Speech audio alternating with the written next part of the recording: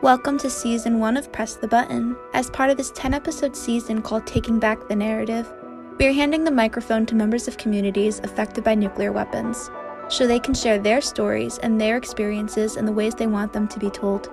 Today's guest is Selina Leem. She's a climate youth activist from the Marshall Islands. And a content warning for this episode, the conversation will discuss pregnancy and complications. And now, your co-hosts, Tom Kalina and Lauren Billett.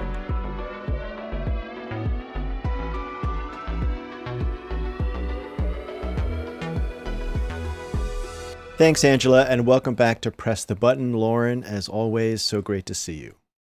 Hi, Tom. It's great to see you too. And this season on Taking Back the Narrative, we're handing the microphone to members of communities impacted by nuclear weapons so they can share their stories and experiences, how they want to tell them. And as you may know, April 22nd over the past weekend was Earth Day, so happy Earth Day to you all. And later in the show, we'll be making connections between environmental issues and nuclear issues and how they can intersect in some really dangerous ways. Yes, such an important topic to show those intersections of, so I cannot wait to hear the interview, Tom. And what do you have for us on nuclear news today? All right, so this week in nuclear news, South Korean President Yoon Suk Yeol will be in D.C. this week to meet with President Biden. This will be the first state visit to the United States by a South Korean leader since 2011. You know, Yoon has been pushing to increase South Korea's say in how Washington offers so-called extended deterrence to Seoul. As listeners know, South Korea does not have its own nuclear weapons, but instead relies on U.S. pledges to come to South Korea's defense if attacked, including the possible use of U.S. nuclear weapons. So in this sense, Washington is extending nuclear deterrence to cover Seoul. This is also known as the nuclear umbrella. But even though the United States has 28,500 U.S. military personnel based in South Korea, not everyone in Seoul believes that Washington would actually use nuclear weapons to defend South Korea, as this could, in fact, invite a nuclear attack on the United States itself. And in the face of an expanding nuclear arsenal in North Korea, public support is rising in South Korea to get more support from Washington. So how might Washington give more support to South Korea? Some options. Washington could redeploy U.S. tactical nuclear weapons in South Korea. They were there until withdrawn in 1991. Washington could copy the nuclear sharing agreement the United States has with NATO, where NATO aircraft can deliver U.S. nuclear weapons in wartime. This would be similar to what Russia is now planning to do with Belarus. Or South Korea could develop its own nuclear weapons. You know, the main problem with all of these options is that North Korea is sure to respond in a way that escalates the crisis and increases the risk of war. So rather than escalation, let's hope we can find a diplomatic solution that lowers the tension. And last week, 24 arms control experts, including some from the Plowshares Fund, sent a letter to President Biden urging him to use next month's G7 summit in Hiroshima to reaffirm the U.S. commitment to nuclear disarmament and his support for arms control talks with both Russia and China. According to the letter, the May summit in Japan will create an historic opportunity for President Biden to advance the goal of nuclear disarmament and pledge concrete steps to prevent a new arms race. The appeal comes amid rising concerns over Moscow's suspension of the New START treaty, China's expanding nuclear stockpile, and Russia's invasion of Ukraine. Also last week, members of the House Select Committee on China conducted a war game simulation between the U.S. and China in hopes of avoiding a real one in the future. The war game was set in April 22nd, 2027, 72 hours into a first strike Chinese attack on Taiwan, which included also a U.S. military response. The exercise explored American diplomatic, economic, and military options if the U.S. and China reach the brink of war over Taiwan, which is a self-ruled island that Beijing claims for itself. The exercise played out one night last week and was part of the committee's in-depth review of U.S. policies toward China as lawmakers, especially in the House, focus on tensions with President Xi Jinping's government. One of the lessons of the war game was that any military conflict with China would be catastrophic for all concerned and absolutely should be avoided. And for the main interview this week, I sit down with Selina Leem. She is a youth climate activist from the Marshall Islands. And Selina shares her powerful experience of growing up with the consequences of nuclear testing and climate change and how this has shaped her activism. It's an inspiring conversation, so please tune in. That does sound inspiring. And I'd like to add a thank you to Selina for sharing that story with you, Tom. So, to our listeners, stay tuned for that. And remember to hit subscribe and leave us a rating. Your feedback helps us make the show better. Now, let's pass the microphone.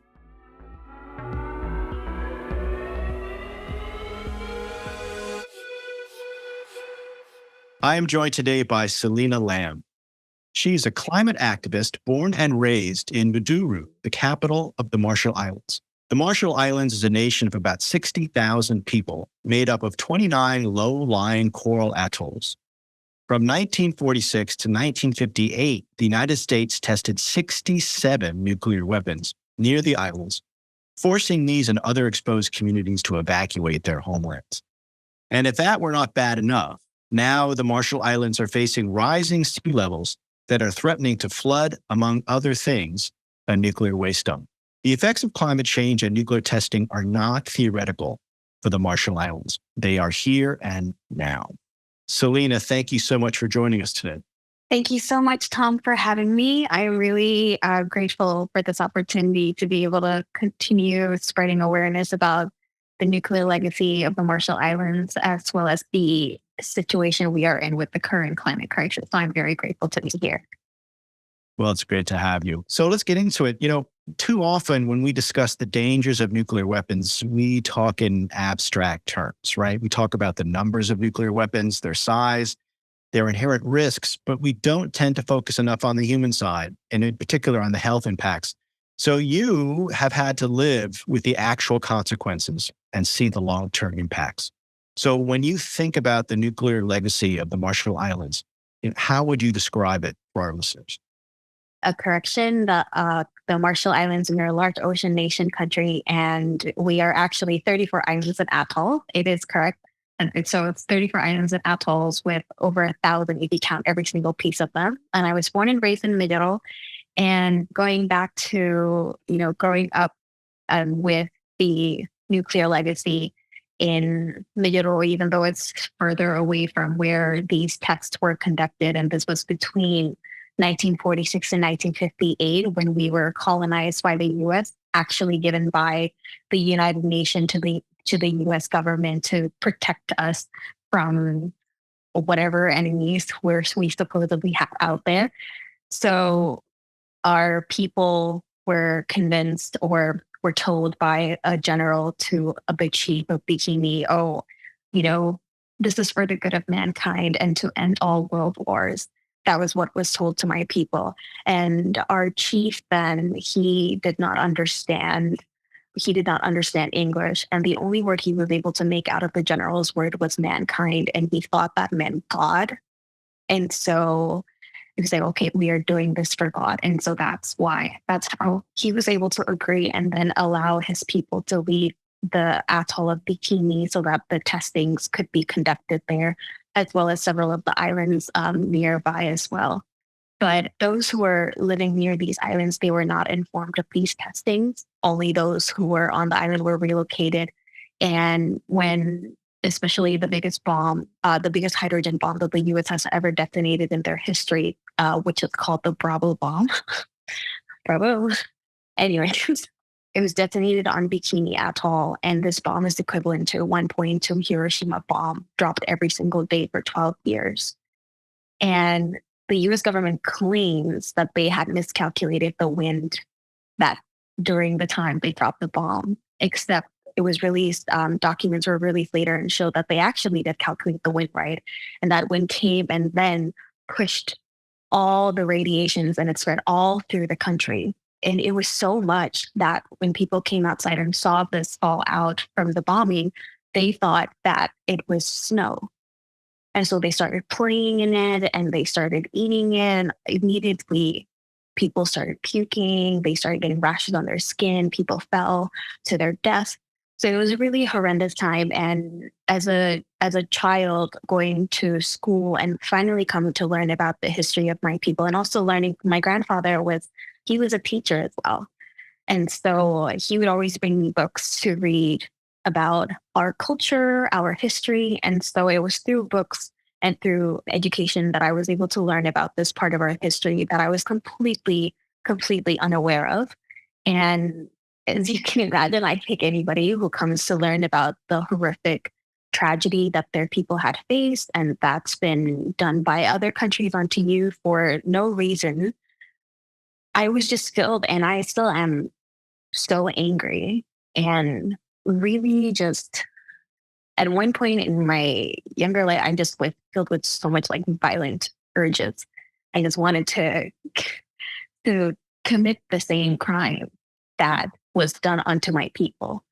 But those were not the values that I was brought up with. And growing up in a culture where community, love, and caring for one another is very much the way forth and the way our culture is and was created, that helped me see, okay, this is the path that I want to take. And it's not the path that these people had committed, the people who had wrecked us. That's not what I want to do. And so this is how I've been able to continue with this movement of raising awareness, advocacy, activism for my people. Unbelievably tragic story. And I thank you for sharing with us. Given that horrendous history, what would you like to see done at this point? And I appreciate you sharing your journey of getting over your own personal anger, which is completely understandable, and now trying to get to a place to move this forward. What would you and your community like to see happen now, right? Is this fixable? Is this the kind of thing you can fix? And if so, how?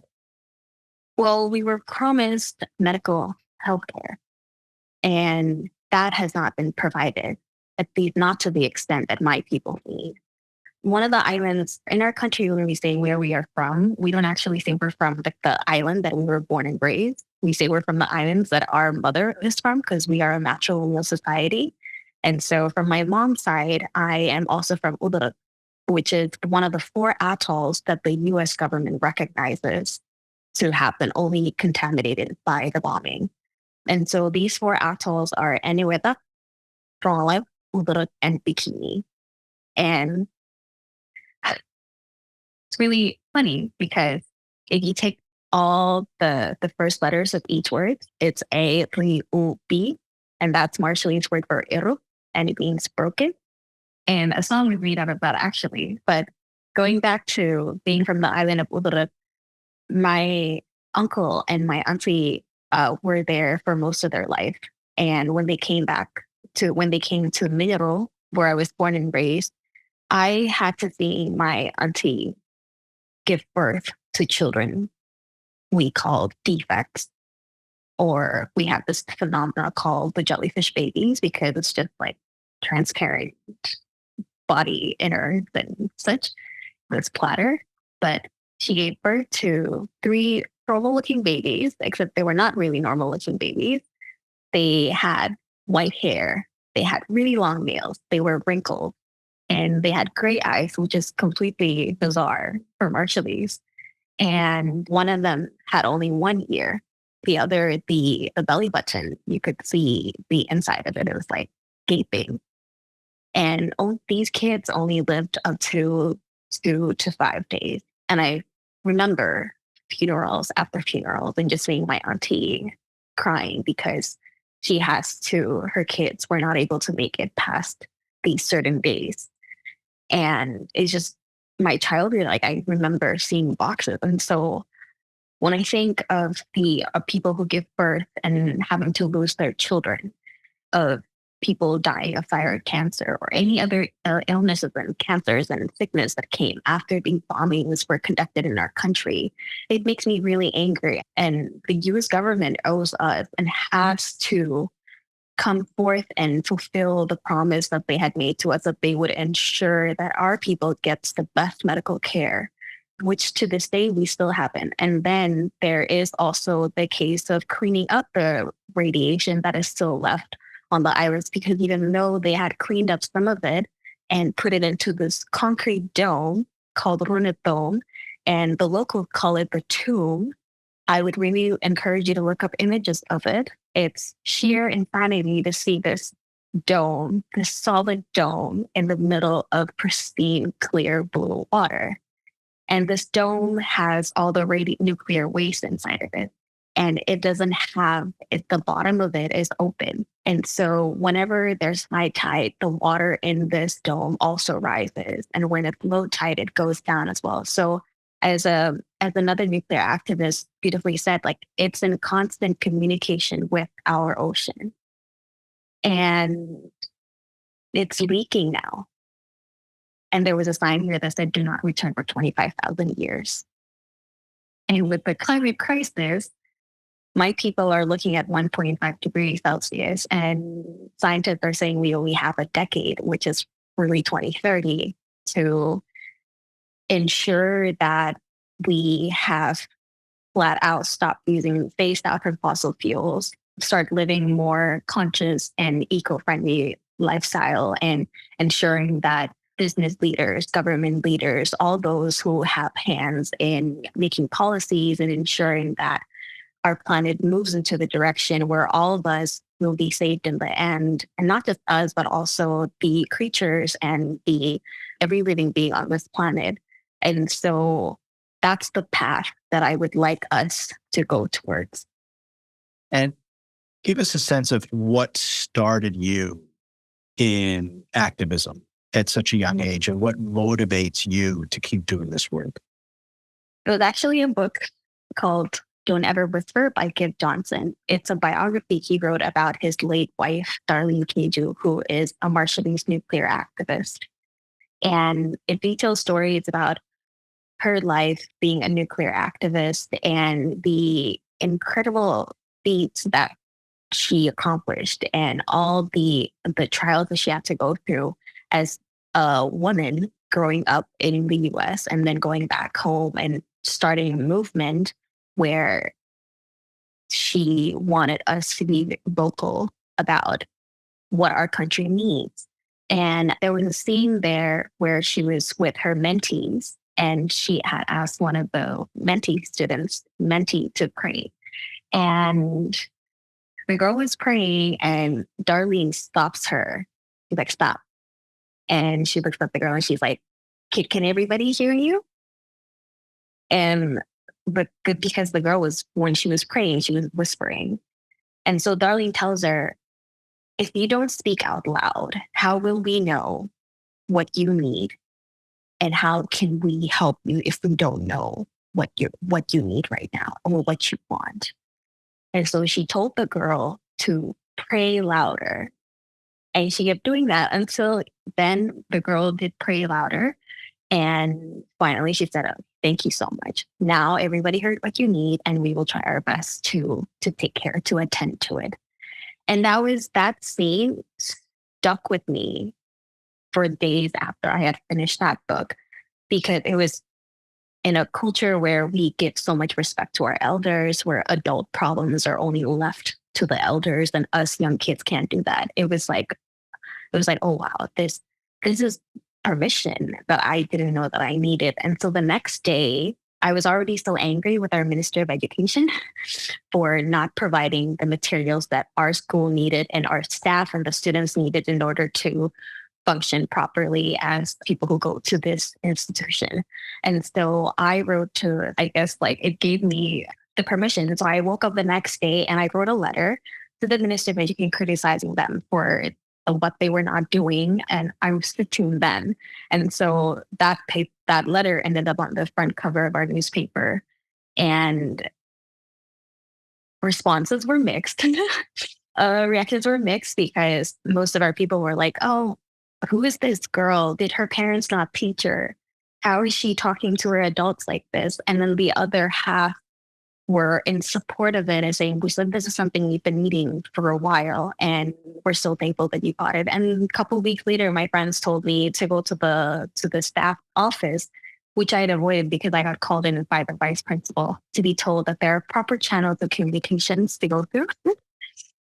and writing a letter to the newspaper to try to get the attention of our Minister of Education is not the way to do that.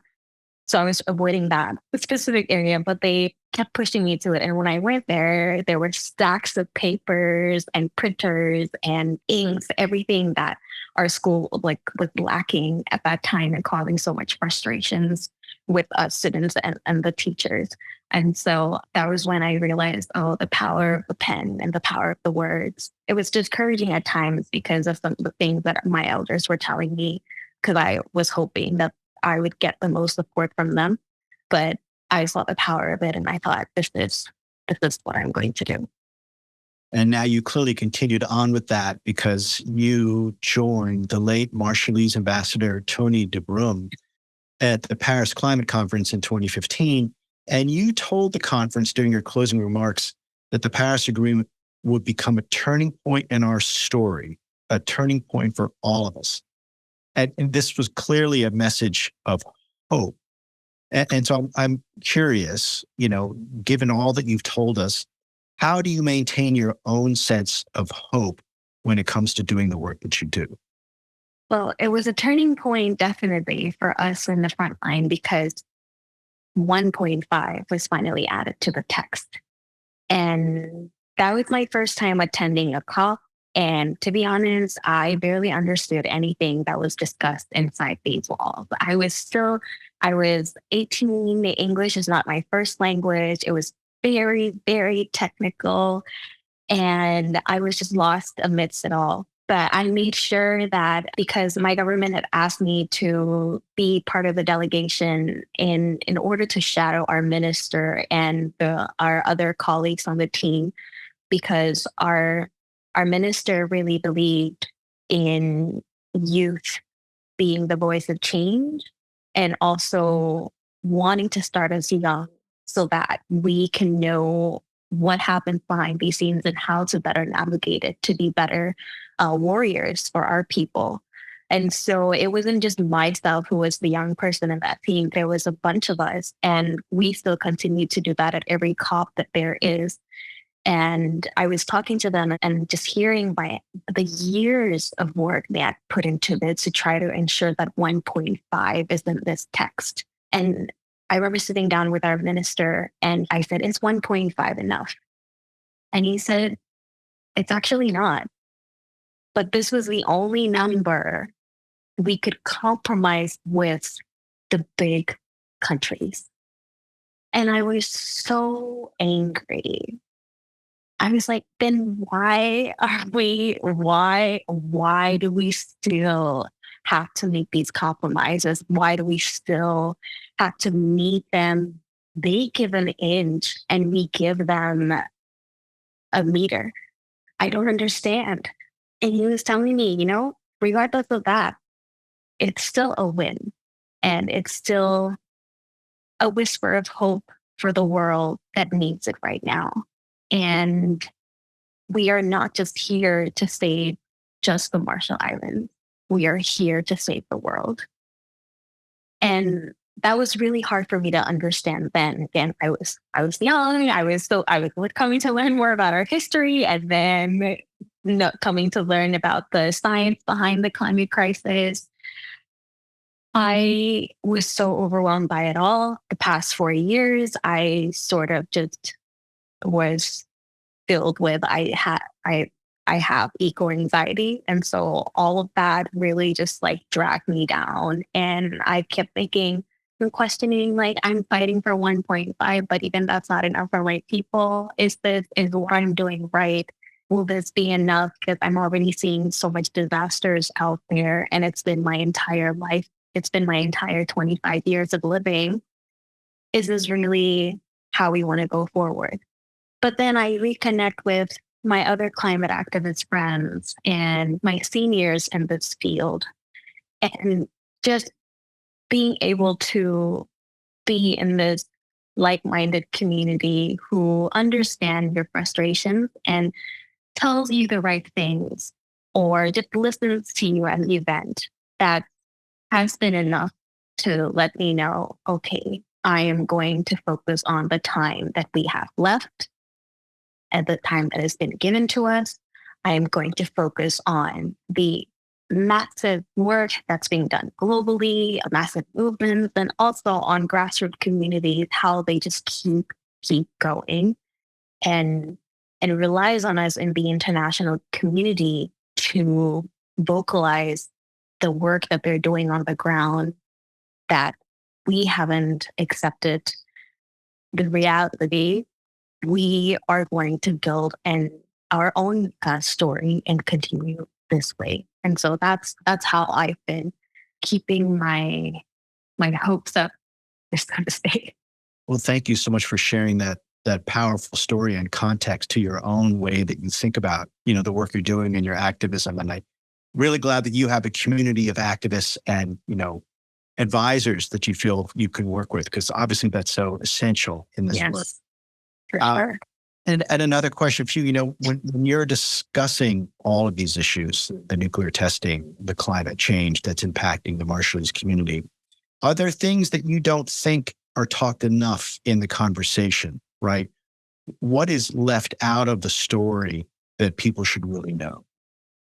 Compensation, whether that be monetary compensation, medical, or dignity, the U.S. owning up to their part in this and apologizing formally for what they had done. Education of this part of their history is so lacking. It's almost invisible unless you're probably studying in a place that's close to the Pacific, like Hawaii or Guam, and you're taking Pacific studies or some social subject that will hopefully guide you into this direction. But all of that is not forthcoming. And there's major gaps in there that I wish could be filled.